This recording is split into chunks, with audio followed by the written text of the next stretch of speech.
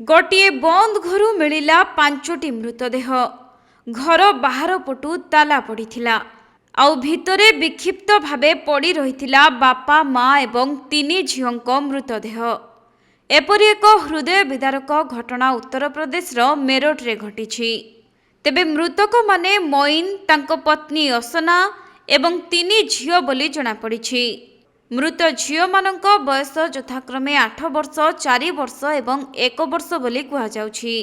तेबे 3 भौणीक मृतदेह बक्स खट भितर उद्धार होइथिबा बेले पति पत्नीक मृतदेह गड़बंधा अवस्था घरू मिलिथिबा सूचना अनुसार मोइनक परिवार वर्गंकु बुधवार संध्यारे पड़ोशी माने शेष थर देखिथिले।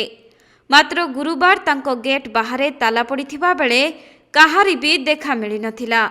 एथिसहित बंधुबांधव बारंबार फोन कले मध्य केही भी फोन उठाई नथिले। एथिरे व्यतिव्यस्त होई सेमाने पुलिस को सूचना देइथिले। परे खबर पाई पुलिस घटनास्थल रे पहुंची ताला भांगी भितरे पसिथिला। आउ भितरे पुलिस जहा देखिथिला ताहा समस्तंकु चकित करिछि।